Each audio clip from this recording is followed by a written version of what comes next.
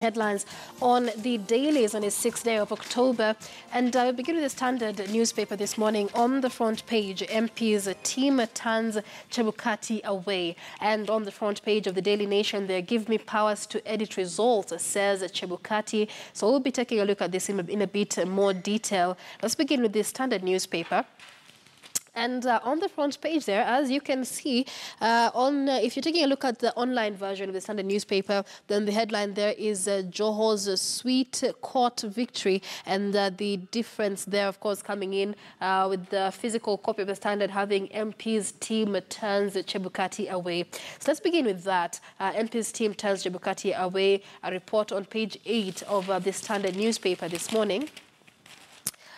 So the public hearing on the proposed amendments to the election law came to a close yesterday, with the final submissions coming from the Independent Electoral and Boundaries Commission, forcing the Joint Parliamentary Select Committee to sit late into the night listening to the submissions of this committee. So there we go. That's on page 8 of the paper. Let's take a look at page 8. MPs turned Chebukati away from hearings. And so initially, Wafula Chebukati went earlier during the day, but was turned away by members of Parliament for failing to show up with the rest of the commissioners. According to Chebukati, the invitation letter was only addressed to the commissioner, and so he showed up on his own, but different interpretation there by members of Parliament, saying he had to come with the commissioners. Now, the bone of contention here was the MPs expressing fear that Chebukati might present his own views and not those of the Commission. This is not something new within the Commission, with the MPs citing recent developments at the Commission that displayed wrangles and sharp divisions among poll officials, that some even saw the commissioners overrule Chebukati on a number of issues in the recent months. And so this emerged again yesterday, with some divisions being witnessed among the commissioners that went to the Independent Electoral and Boundaries Commission.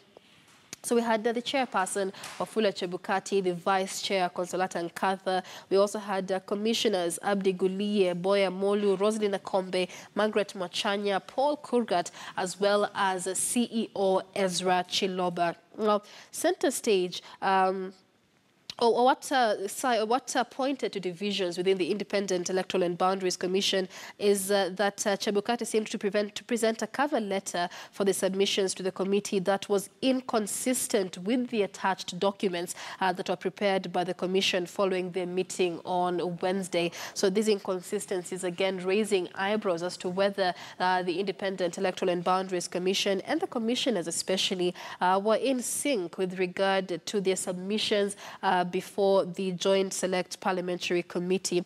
Now, sources within the Commission confirmed that the letter was crafted by the chairman and was on the basis of the letter that they had earlier declined to attend this public hearing with the chairperson.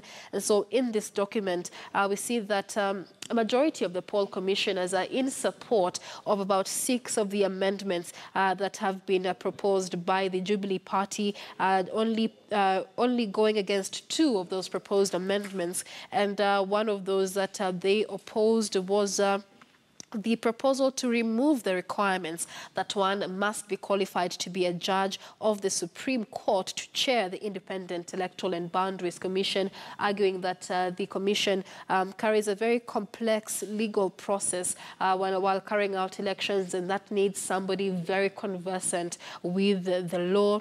The other proposals that the Commission has opposed was the reduction of the Commission's quorum to 3 commissioners, down from the current 5 commissioners. Remember, the Constitution requires that a quorum of 5 be used within the Commission to make decisions. So the commissioners there are taking issue with that. But what's interesting is that Wafula Chebukati seems to be against most of the amendments, saying that they will cause major confusion to poll officials who have since been trained in accordance with the current electoral laws or the current legal framework ahead of the October 26th presidential election. So these divisions within the Independent Electoral and Boundaries Commission, again, casting aspersions as to the preparedness of this commission to carry out the next election. Not too long ago, they did a retreat in Naivasha in a bid to seemingly iron out the internal issues, and we are seeing them still playing out in public there.